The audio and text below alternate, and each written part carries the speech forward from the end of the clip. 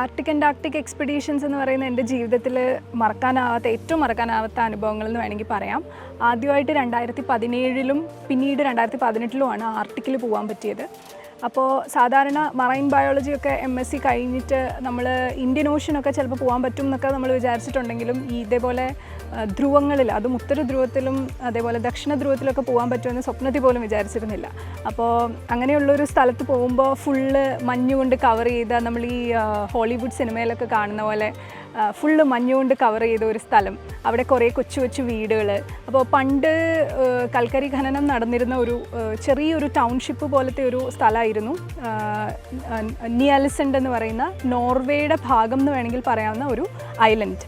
അപ്പോൾ പിന്നീട് ഈ കൽക്കരി ഖനനം നോർവീജിയൻ ഗവൺമെൻറ് സ്റ്റോപ്പ് ചെയ്തു, കാരണം കുറേ ആക്സിഡൻസ് ഒക്കെ അവിടെ നടന്നതിന് ശേഷം. പക്ഷേ പിന്നീട് അവർ ഈ ഒരു ഐലൻഡിനെ റിസർച്ചിന് വേണ്ടി, ഗവേഷണത്തിന് വേണ്ടി ഓപ്പൺ ചെയ്യുകയായിരുന്നു. അപ്പോൾ വേൾഡിൽ തന്നെ 11 രാജ്യങ്ങളിൽ നിന്ന് 18 മുതൽ 19 ഇൻസ്റ്റിറ്റ്യൂട്ട്സ് വരെ അവിടെ ഗവേഷണം നടത്തുന്നുണ്ട്. അപ്പോൾ ഈ ചെറിയ ഈ കൽക്കരി ഖനനം നടത്തിക്കൊണ്ടിരുന്ന കോൾ മൈനേഴ്സിൻ്റെ വീടുകളാണ് പിന്നീട് ഗവേഷണത്തിന് ഡിഫറെൻറ്റ് രാജ്യങ്ങൾക്ക് വേണ്ടി ഓപ്പൺ ചെയ്ത് കൊടുത്തത്. അപ്പോൾ നമ്മൾക്ക് ഇന്ത്യയ്ക്കും ഉണ്ടൊരു കൊച്ചു വീട് അവിടെ, ഹിമാദ്രി എന്നാണ് പേര്. അപ്പോൾ ഭയങ്കര ബ്യൂട്ടിഫുള്ളായിട്ട് തടി കൊണ്ട് ഉണ്ടാക്കിയൊരു വീടാണ്. അപ്പോൾ അവിടെ ഞങ്ങളൊരു ബാച്ചിൽ എക്സ്പെഡീഷന് പോവുക, പര്യവേഷണത്തിന് പോവുക, ഒരു 8 പേരടങ്ങുന്ന ഒരു ടീമാണ്. അപ്പോൾ അതിൽ പല ആൾക്കാരുണ്ടാവും, ബയോളജി, ഫിസിക്സ്, ജിയോളജി, അങ്ങനെ പല പല മേഖലകളിൽ വർക്ക് ചെയ്യുന്ന, ഗവേഷണം ചെയ്യുന്ന ആൾക്കാരുണ്ടാവും.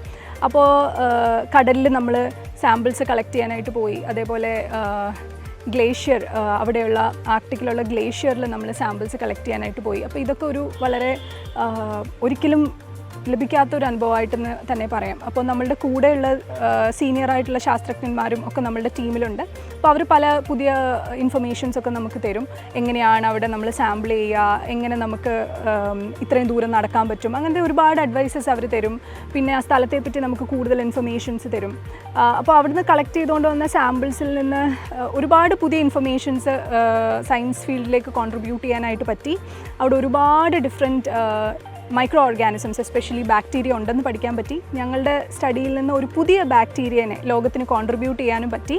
ഫിനൈലോ ബാക്ടീരിയം ഗ്ലേസി എന്ന പേരുള്ള ആർട്ടിക് ഗ്ലേഷ്യറിൽ നിന്ന് കണ്ടെത്തിയ ഒരു പുതിയ ബാക്ടീരിയ, അത് ഞാനും എൻ്റെ ഗൈഡായിട്ടുള്ള ഡോക്ടർ KP കൃഷ്ണൻ്റെ ഗ്രൂപ്പും കൂടെ ചേർന്നാണ് ഈ work NCPOR national centre for polar and ocean റിസർച്ചിൽ ചെയ്തത്. അപ്പോൾ ആർട്ടിക് വളരെ മനോഹരമായ ഒരിക്കലും മറക്കാത്തൊരു മെമ്മറിയാണ്. അപ്പോൾ ആ മെമ്മറിയിലേക്ക് ആഡ് ഓൺ ചെയ്യാനായിട്ടാണ് ഇത്തവണ അന്റാർട്ടിക്കയിലേക്കും എൻ്റെ ഒരു project ministry of earth science approve ചെയ്തത്.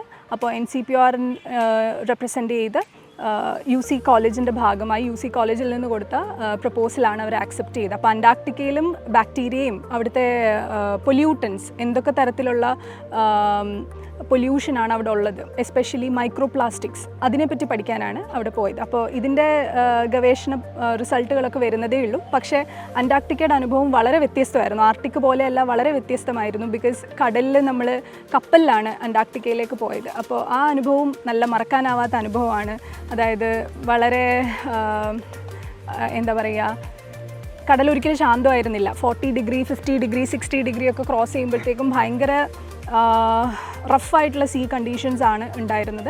പക്ഷേ എന്നാൽ അതെല്ലാം അതിജീവിച്ച് അന്റാർട്ടിക്ക വരെ എത്തി.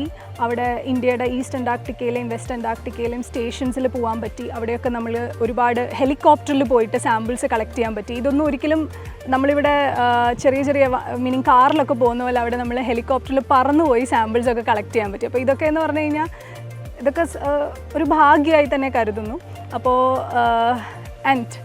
ഇനി ഇതുപോലെ ഒരുപാട് റിസർച്ചുകളും കൂടെ അന്റാർട്ടിക്കയിലും ആർട്ടിക്കിലും ചെയ്യാൻ പറ്റും എന്ന് ഞാൻ വിശ്വസിക്കുന്നു, വിത്ത് ദ ഹെൽപ്പ് ഓഫ് എൻ്റെ കോളേജ്, പിന്നെ national centre for polar and ocean research, പിന്നെ എൻ്റെ പ്രോജക്റ്റിനോട് അസോസിയേറ്റ് ചെയ്തിരിക്കുന്ന KUFOS, Kerala university four fisheries and ocean science, പിന്നെ ഞാൻ പഠിച്ച കുസാറ്റ്. അപ്പോൾ ഇങ്ങനെ കുറേ ഇൻസ്റ്റിറ്റ്യൂട്ട്സിൻ്റെ ഹെൽപ്പോടെ വർക്കുകൾ, ഇനിയും ഒരുപാട് നല്ല പുതിയ വർക്കുകൾ പോളാർ റീജിയൻസിൽ ചെയ്യാൻ പറ്റുമെന്ന് ഞാൻ വിശ്വസിക്കുന്നു.